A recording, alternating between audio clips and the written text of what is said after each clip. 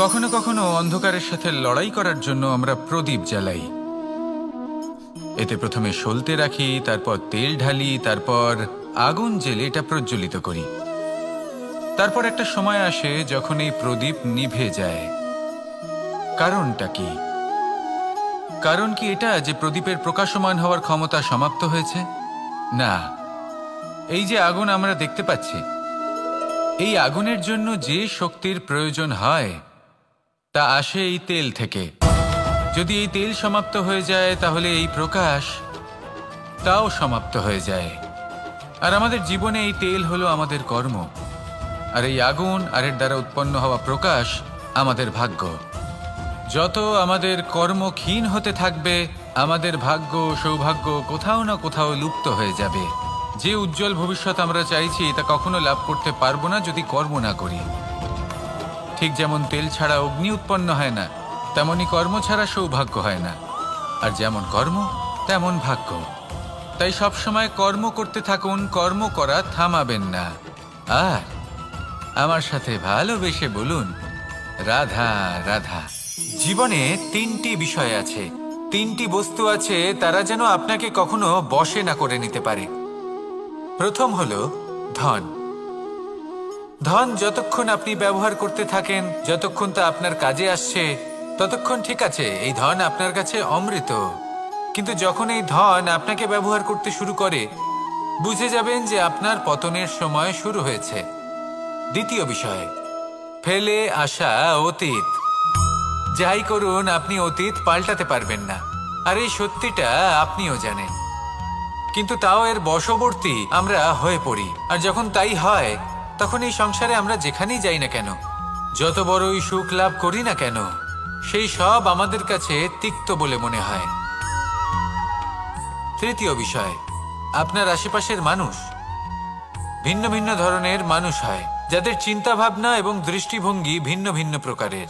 যদি এদের বশবর্তী আপনি হয়ে পড়েন, তাহলে কেউ বলবে এটা করো, এটা ভালো। কেউ বলবে এটা করো না, ওটা করো, ওটা ভালো কাজ। কেউ বলবে এই দুটোই করো না, অন্য কিছু করো। এই কথাগুলিতে আপনি এতটাই জড়িয়ে পড়বেন যে আপনি লক্ষ্যভ্রষ্ট হয়ে পড়বেন। তাই এই তিন বিষয় থেকে সাবধানে থাকবেন।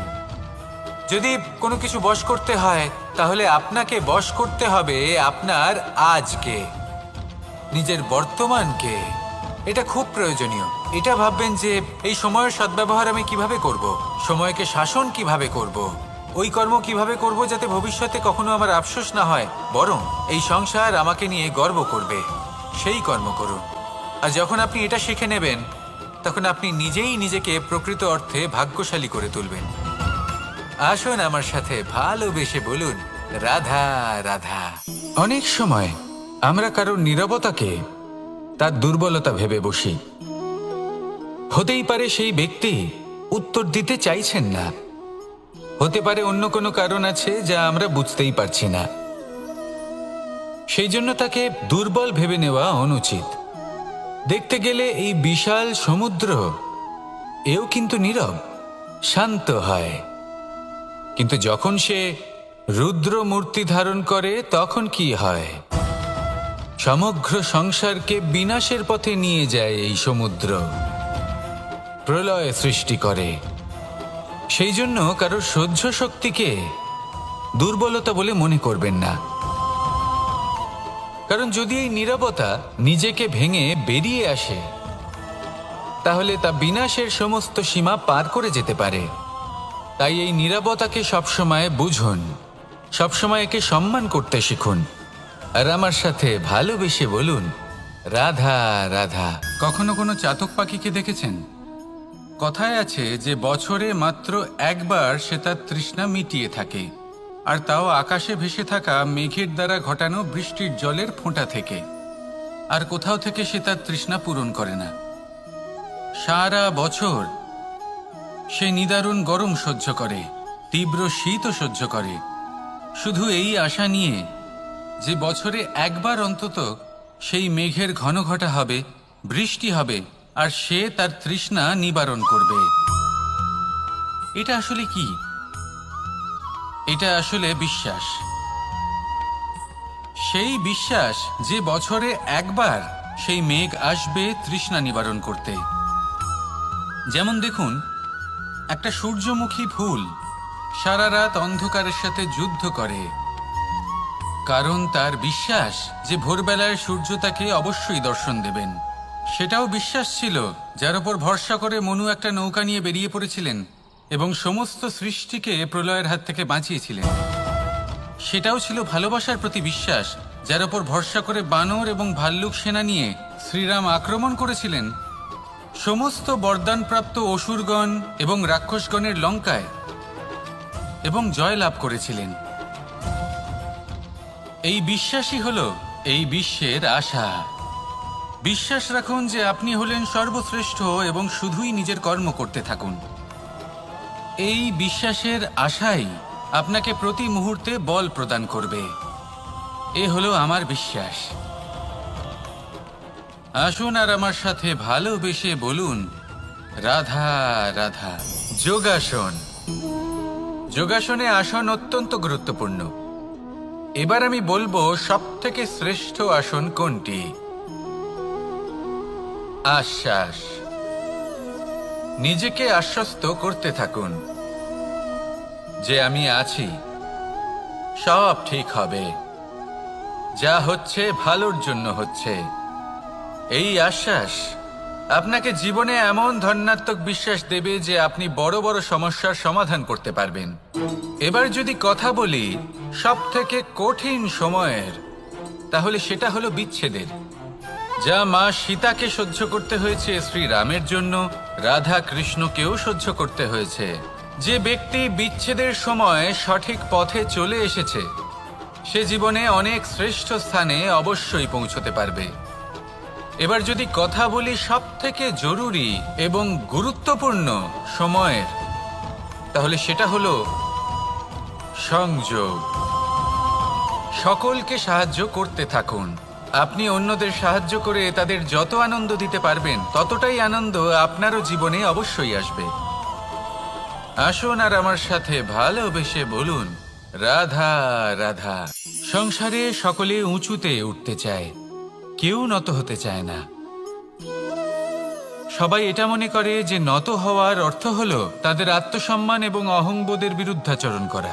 তাদের মনে হয় যে যদি আমরা নত হই সংসার আমাদের দুর্বল মনে করবে, তাদের শৌর্য এবং তাদের ব্যক্তিত্বের অপমান হবে। কিন্তু এটা কি সত্যি? প্রত্যেকবার নত হওয়ার অর্থ কি সম্মানহানি হওয়া?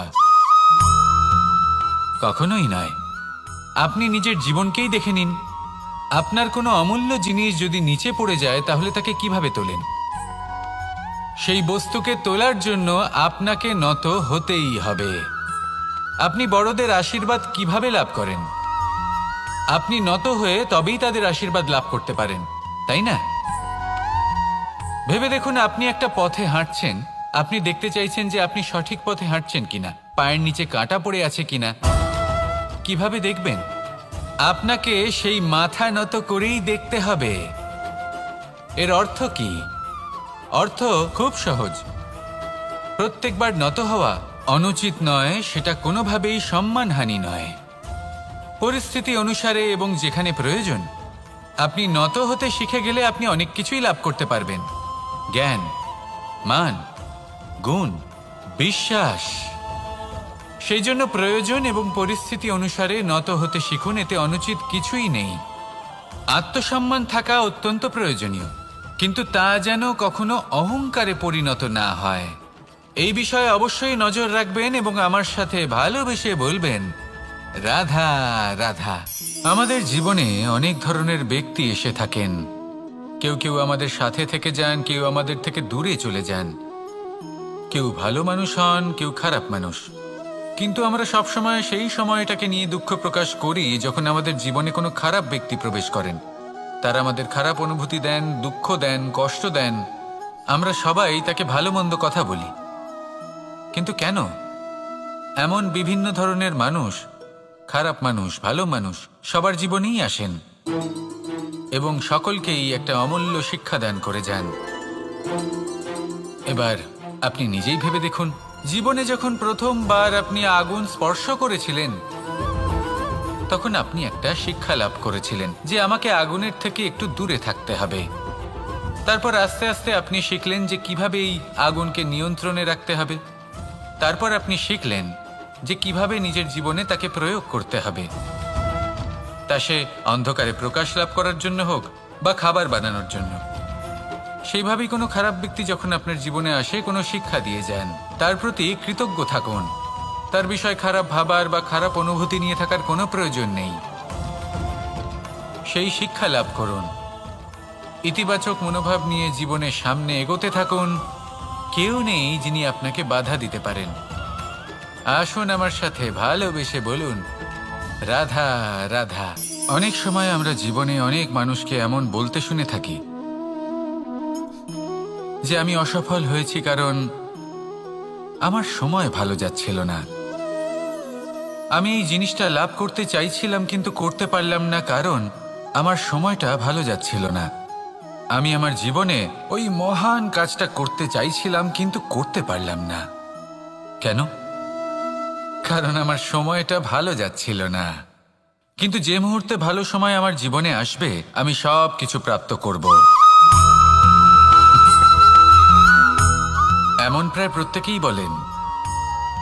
আসুন একটা কথা বোঝা যাক। একজন মালিকে দেখুন, সে প্রত্যেক দিন গাছের সেবা করে, তাকে জল দেয়, তার যত্ন আত্তি করে। কেন? প্রত্যেক দিন সেই গাছ ফল দেয় না। সঠিক সময় এলে তবেই সেই গাছ ফল দেয়, কিন্তু প্রত্যেক দিন মালি তার সেবা করে, তাকে যত্ন করে। শুধুমাত্র তখন করে না যখন সেই গাছ ফল দিতে সক্ষম। আর যদি মালি গাছের যত্ন প্রতিদিন না করে তাহলে হয়তো সেই গাছ ফল দিতেই পারবে না। এটাই হলো আমাদের জন্য একটা শিক্ষা। যখন সময় আমাদের জন্য অপেক্ষা করে না তখন আপনি সময়ের জন্য কেন অপেক্ষা করছেন? ভালো সময়ের জন্য অপেক্ষা করবেন না। ভালো এবং শুভ কর্ম দ্বারা ভালো সময়কে নিজের কাছে টেনে আনুন। নিরন্তর কর্ম করুন, পরিশ্রম করতে থাকুন। শুভ সময় আপনা থেকেই আপনার কাছে আসবে। আসুন আমার সাথে ভালোবেসে বলুন, রাধা রাধা। জীবনে এমন কিছু কাজ রয়েছে যা আমাদের কখনোই করা উচিত নয়, যেমন আশা করা। যদি আপনি আশা করেন আর আপনার আশা পূর্ণ না হয় আপনি খুবই কষ্ট পাবেন। এবার আপনি যদি প্রতীক্ষা করেন, করতেই থাকেন, আর সেই ব্যক্তি যদি না আসে তাহলেও খুব কষ্ট পাবেন। আর হলো তুলনা। আপনি যদি তুলনা করতে যান তাহলে এটাই ভাববেন যে হয় আমি বা অন্য কোনো ব্যক্তি, এই দুজনের মধ্যে কোনো এক ব্যক্তি নিকৃষ্ট। আর এই ভাবনাটাই হলো অনুচিত। যদি আমরা কথা বলি সেই সব বিষয়ে যা আমাদের করা উচিত, যেমন পরীক্ষা। এই পরীক্ষা সবসময় আমাদের আরো সফল করে তোলে, আরো শ্রেষ্ঠ করে তোলে, আরো উৎকৃষ্ট করে তোলে। আসন্ন মহাসংগ্রামের জন্য আমাদের প্রস্তুত করে তোলে এই পরীক্ষা। তাই এই পরীক্ষার থেকে কখনোই পালাবেন না, এর সম্মুখীন হন। আর হলো কর্ম। কর্ম করা কখনোই বন্ধ করবেন না। তুলনা করার বদলে কর্ম করুন, প্রতীক্ষা করার বদলে কর্ম করুন, আর আশা করার বদলে কর্মই করুন। জীবন সফল হয়ে যাবে। দেখুন, সবার শেষে সত্যি বলতে এই কর্ম আর এই পরীক্ষা, এই দুই আমাদের জীবনকে সুখী করে তুলতে পারে। আসুন আর আমার সাথে ভালোবেসে বলুন, রাধা রাধা। মানুষ তার জীবনে শিক্ষা এবং প্রেম এই দুই লাভ করে তার মাতা, পিতা এবং গুরুর কাছ থেকে। কিন্তু মানুষ সবথেকে বেশি ভালোবাসে নিজের মাতাকে, কারণ মাতা খুব নির্মল চিত্তে ভালোবাসে, শান্ত মনে আমাদের অন্তরে শক্তির সঞ্চার করে থাকেন, আমাদের উৎসাহ দেন, বলশালী করে তোলেন। ব্যাপারটা কিন্তু এমন নয় যে আমরা নিজেদের বাবা বা গুরুকে ভালোবাসি না, তাদেরকেও আমরা অত্যন্ত ভালোবাসি। শুধু ওনাদের কঠোর ব্যবহার দেখলে আমরা একটু ভয় পেয়ে যাই। এবার ওনাদের এই কঠোর ব্যবহার আমাদের ভালো না লাগলেও অত্যন্ত আবশ্যক, কারণ মাতার থেকে আমরা যে শক্তি লাভ করি তা যেন নিয়ন্ত্রণ হারিয়ে বিধ্বংসী না হয়ে ওঠে। আমরা যেন কোনো কুপথে না চলে যাই, আমরা কখনো যেন দোষ না করে ফেলি। শুধু সেই জন্য পিতা এবং গুরু একটু কঠোর হয়ে ওঠেন। এবং ওনাদের এই কঠোর আচরণ ভবিষ্যতে গিয়ে আমরা অবশ্যই বুঝতে পারি। জীবনে কিছু বছর আমরা এগিয়ে যাই আর তারপর আমরা বুঝতে পারি যে বাবা এবং গুরু আমাদের যথেষ্ট ভালোবাসতেন, কিন্তু ওনাদের ভালোবাসার বহিঃপ্রকাশ আলাদা। প্রয়োজনীয় হলো এটা দেখার, এটা বোঝার যে শুরু থেকে আমাদের প্রতি ওনাদের আচরণ কেমন ছিল। ওনাদের কঠোর হওয়ার পেছনে ওনাদের ভালোবাসাটা বোঝার চেষ্টা করুন, ওনাদের চিন্তাটা বোঝার চেষ্টা করুন, ওনাদের পথপ্রদর্শনের আড়ালে আপনার ভবিষ্যতের জন্য যে পরিকল্পনা ওনারা করেছেন সেটা বোঝার চেষ্টা করুন। তখন আপনারা বুঝতে পারবেন ওনাদের ভালোবাসাকে। আপনার মনের মধ্যে আপনা থেকেই ওনাদের প্রতি সম্মান জেগে উঠবে। নিজের পিতা এবং নিজের গুরু এই দুজনের প্রতি কৃতজ্ঞতা প্রকাশ করুন আর আমার সাথে ভালোবেসে বলুন, রাধা রাধা। আমি অনেক সংখ্যক মানুষকে দেখেছি, তাদের কাছে অত্যাধিক জ্ঞান আছে, শিল্প আছে, ধন আছে, কীর্তি আছে, কিন্তু তারা এই সব কিছু নিজেদের কাছেই রাখেন, এই সমাজে বিতরণ করেন না।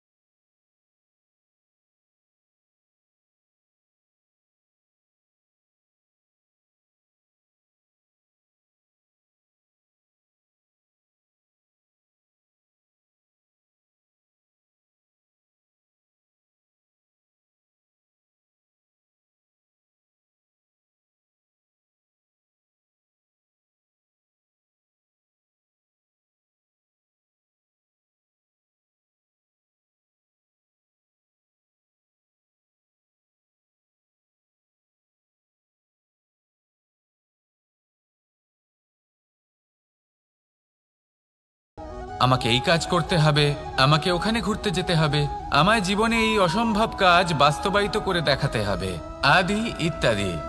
এবার ঠিক যেমন স্বপ্ন দেখেন সেইভাবে অজুহাতও খুঁজে নিয়ে আসেন। আমি এই স্বপ্ন পূরণ করতে পারলাম না, কারণ আমাকে কেউ সাহায্যই করল না, কারণ আমি দুর্বল হয়ে পড়েছিলাম, কারণ আমার কাছে সময়ই ছিল না, আদি ইত্যাদি। এবার সাফল্য এবং অসফলতার মাঝখানে এই ধরনের সংঘর্ষ হতে থাকে।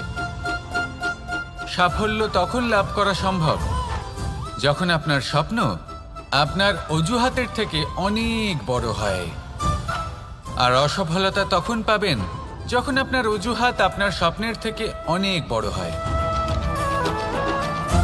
আপনি যদি সাফল্য লাভ করতে চান তাহলে চেষ্টা করতে থাকুন, পরিশ্রম করুন। যদি অসফল হন তাহলে ভয়ভীত হওয়ার কোনো প্রয়োজন নেই। নিজের ভুল বুঝুন, তাকে শুধরে নিন, আবার চেষ্টা করুন। কিন্তু যদি নিজের জীবনে অজুহাত নিয়ে আসেন তখন স্বপ্ন কখনো পূরণ হবে না। আসুন আমার সাথে ভালোবেসে বলুন, রাধা রাধা। ভয়ের সাথে আমরা সবাই পরিচিত, কষ্টও আমরা সবাই পেয়েছি। কখনো কখনো আমরা অসুস্থ হয়ে পড়ি, আর এমন সময় হলে মাতার মমতা, কখনো বাবার স্নেহ, কখনো বন্ধুদের পাশে থাকার অনুভূতি আমাদের রোগ নিরাময়ে সাহায্য করে। কখনো যদি আমরা নিরাশ হয়ে পড়ি, তখন যদি আমাদের কোনো আপনজন আমাদের দুটো ভালো কথা বলে, তখন আমাদের মনোবল বেড়ে যায়। ঠিক তেমন সংসারের এই রঙ্গমঞ্চে যদি আপনি পীড়িত অনুভব করেন, কিছু শুভ কথা আলোচনা করুন, কিছু স্তুতি গান করুন, কিছু মুহূর্তের জন্য হলেও নিজের ইষ্টদেবের কথা স্মরণ করুন আর প্রার্থনা করুন। সাহস বাড়বে, শক্তিও বৃদ্ধি পাবে এবং সামনে এগিয়ে চলার পথও দেখতে পাবেন। তখন এই মন প্রসন্ন হয়ে বলবে, রাধা রাধা। পাখি কখন জন্ম নেয়, কখন উড়তে শেখে, কখন বাসা বানাতে শেখে, কখন নিজের মৃত্যু লাভ করে, এসব আমাদের মধ্যে কেউ জানি না। কিন্তু পাখি একটা কথা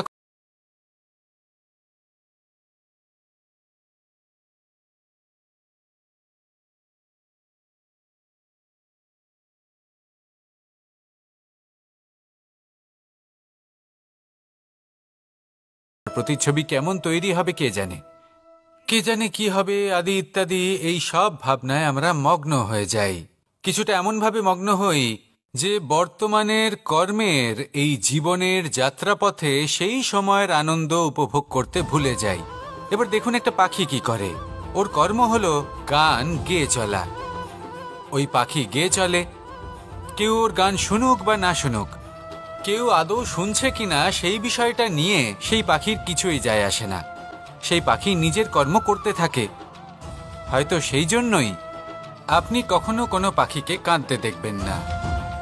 এরকমই আপনাকে নিজেকে গড়ে তুলতে হবে।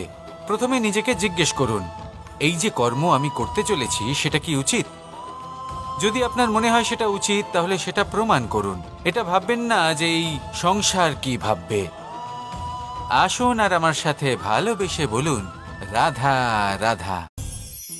আকাঙ্ক্ষা কখন লোভে পরিণত হয়ে যায় তা কেউ বলতে পারে না। এবার তার পরিণাম কি হতে পারে তাও আমরা কেউ জানি না। আজ আমি আপনাকে বলছি, কোনো ব্যক্তি সবথেকে বেশি ক্ষতির সম্মুখীন তখনই হয় যখন সে এটা মনে করে যে সে সবথেকে বেশি সুরক্ষিত স্থানে রয়েছে। সে ভাবে যে সে সেখানে সুরক্ষিত রয়েছে। সে তখন অসাবধান হয়ে পড়ে, আর তখনই তাকে জীবনের সবথেকে বড় ক্ষতির সম্মুখীন হতে হয়। নিঃস্ব হয়ে যাওয়ার পরিস্থিতি কোনো মানুষের জীবনে তখনই আসে যখন তার কাছে প্রচুর সম্পত্তি থাকে এবং সে তার থেকেও অনেক বেশি সম্পত্তি অর্জন করতে চায়। সেই অনেক বেশি সম্পত্তি অর্জন করার চেষ্টায় সে এমন কিছু করে বসে যার ফলে তাকে সমস্ত সম্পত্তি হারাতে হতে পারে। একজন রচনাকার নিজেই নিজের প্রতিভা একদম শেষ করে দিতে পারে যখন সে অনেকগুলো কাজ নিজের কাঁধে নিয়ে নেয়। একটা গুরুত্বপূর্ণ কথা সবসময় মনে রাখবেন, আজ আপনি যেখানেই থাকুন না কেন, যেমনই যে কোনো স্থানেই থাকুন না কেন, এর পেছনে আপনার আকাঙ্ক্ষার একটা বিশাল ভূমিকা রয়েছে। কিন্তু মনে রাখবেন, আপনাকে শিখতে হবে যে কখন আর কিভাবে নিজের উচ্চাকাঙ্ক্ষাগুলিকে লাগাম পরাতে হবে, কারণ এটা অত্যন্ত আবশ্যক। তাই আসুন আর আমার সাথে ভালোবেসে বলুন, রাধা রাধা। রাত্রে আমরা সুখ নিদ্রা লাভ করি, আমরা স্বপ্ন দেখি, ভবিষ্যতের পরিকল্পনা করি, খুব ভালো লাগে। সকালে যখন চোখ খুলি নিদ্রা ভঙ্গ হয়, স্বপ্ন সেইখানেই ভেঙে যায়, আর তারপর আমরা আমাদের রোজকার জীবন যাপন করি। স্বপ্ন হয়তো মানুষ রাতের বেলায় দেখেন, কিন্তু সেটাকে সার্থক দিনের বেলাতেই করতে হয়। রাতে মধুর বাতাসের নিচে কোমল শয্যায় শুয়ে মাতার গলায় মিষ্টি গান শুনতে শুনতে নিদ্রায় আচ্ছন্ন হওয়া, স্বপ্ন দেখা, ভবিষ্যতের পরিকল্পনা করা বড়ই সরল। কিন্তু সকালবেলায় সময় মতো উঠে সূর্যের তাপ সহ্য করে, সেই উষ্ণতা সহ্য করে সর্বাঙ্গ ঘেমে গিয়ে নিজের পথ খুঁজে বের করা, সেই পথে অগ্রসর হওয়া, বাধা বিপত্তি এসবের সম্মুখীন হওয়া, আর তারপর লক্ষ্য লাভ করা, এগুলো কঠিন কাজ। এ হলো অত্যন্ত কঠিন কাজ। যদি আপনি চান যে স্বপ্ন আপনি দেখেছেন তা সত্যি হোক, তাহলে দিনের বেলায় আপনাকে বেরিয়ে কর্ম করতেই হবে, পরিশ্রম করতেই হবে। মনের এই চক্ষু দিয়ে স্বপ্ন দেখা সম্ভব, কিন্তু যদি আপনি বুঝতে পারেন যে এই স্বপ্নই হলো আপনার লক্ষ্য, তাহলে তাকে সার্থক করতে শুধুমাত্র পরিশ্রম দ্বারাই করতে হবে। তাহলে পরিশ্রম করুন আর আমার সাথে ভালোবেসে বলুন, রাধা রাধা।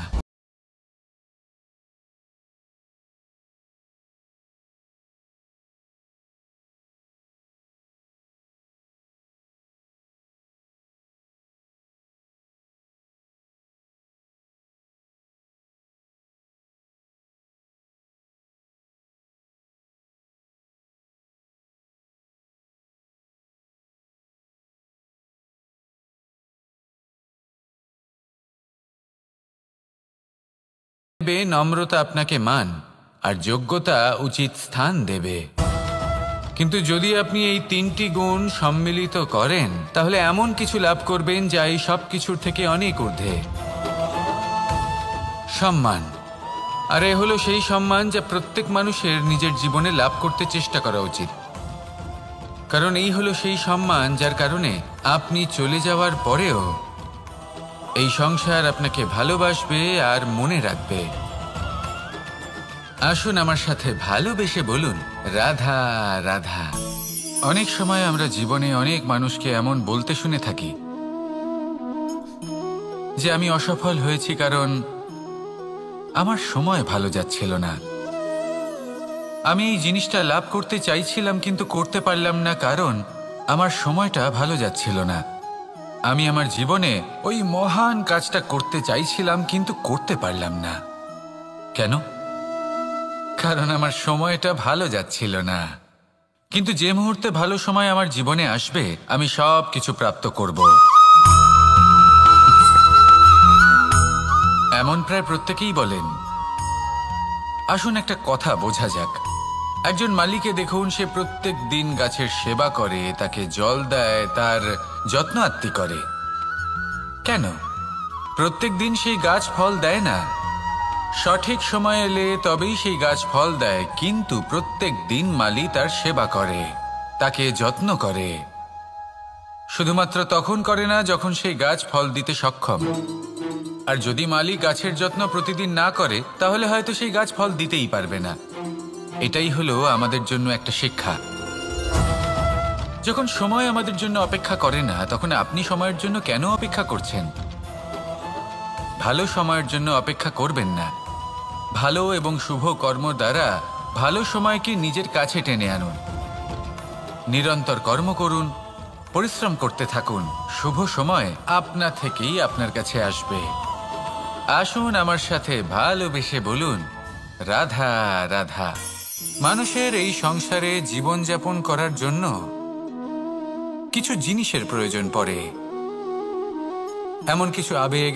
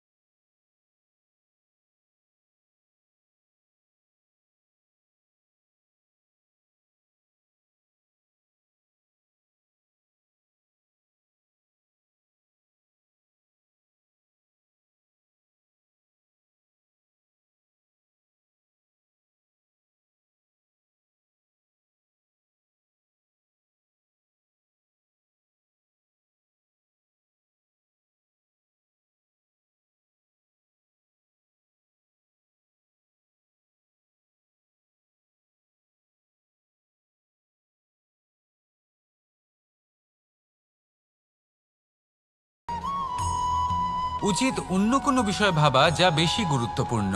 এবার মানুষ এটা জানে না যে মৃত্যুর পরে কি হতে পারে, কিন্তু এই কথা অবশ্যই জানে যে জন্ম থেকে মৃত্যু পর্যন্ত এই সময়, যাকে আমরা জীবন বলে থাকি, এই সময় আমরা কর্ম করতে পারি। এই কথা তো আমরা জানি। তাহলে এমন কি কর্ম করা যেতে পারে যা আমাদের সমাপ্তির পরও আমাদের প্রাসঙ্গিক করে রাখতে পারে, এই বিষয়ে ভাবা উচিত। যে জন্মগ্রহণ করেছে তার মৃত্যু হবেই, এটা সাধারণ বিষয়। কিন্তু ইতিহাস আজও সেই সকল মানুষজনকে স্মরণ করেন যাদের এই সংসার তাদের মৃত্যু নয়, বরং তাদের জীবনকালে যে কর্ম তারা করেছেন তার দ্বারা মনে রাখেন। সেই কর্মের কারণে এই সংসারে তাদের নাম, তাদের কর্ম, তাদের ব্যক্তিত্ব, তাদের কীর্তি অমর হয়ে থাকে এবং থাকবে। আপনার কাছে এতটা সময় নেই যতটা আপনার মনে হচ্ছে আপনার কাছে আছে। সেই জন্য যত শীঘ্র সম্ভব শ্রেষ্ঠ কর্ম করুন, যতটা পারবেন ততটা অধিক সুকর্ম করুন। এই সংসারে নিজেকে অমর করে তুলুন আপনার মৃত্যুর পরেও, আর আমার সাথে ভালোবেসে বলুন রাধা রাধা। ওমা, এ কি? আমি কখন থেকে এখানে অপেক্ষা করছি হাত পেতে।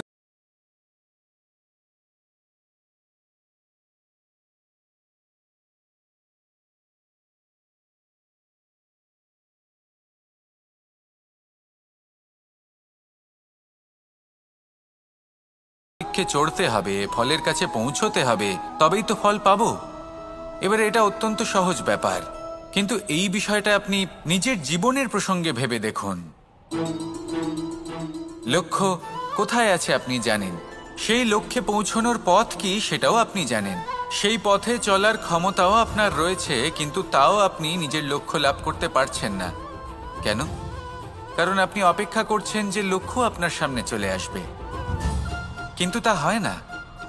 লক্ষ্য সে যাই হোক না কেন, ধন হোক, প্রেম হোক, কোনো সম্মান হোক বা মোক্ষ হোক, যদি আপনি তার দিকে অগ্রসর না হন তাহলে ফল প্রাপ্তি অসম্ভব ব্যাপার, তা কোনোদিনই হবে না। সেই জন্য আপনার চোখের সামনে আপনি যদি নিজের লক্ষ্যকে দেখতে পান তাহলে উঠুন এবং সেই দিকে অগ্রসর হতে শুরু করুন। নিজের অন্তরের সকল অশুভ গুণ দূর করুন, অলসতা ত্যাগ করুন, অজ্ঞানতা ত্যাগ করে দিন এবং চলতে থাকুন। অবশ্যই মনোবাঞ্ছিত ফল লাভ করতে পারবেন। মনে রাখবেন, চলতে থাকলে তবেই লক্ষ্য প্রাপ্তি হবে। অপেক্ষার দ্বারা শুধুমাত্র মৃত্যু লাভ হবে। আসুন আমার সাথে ভালোবেসে বলুন রাধা রাধা। অনেক সময় আমরা কারোর নীরবতাকে তার দুর্বলতা ভেবে বসি।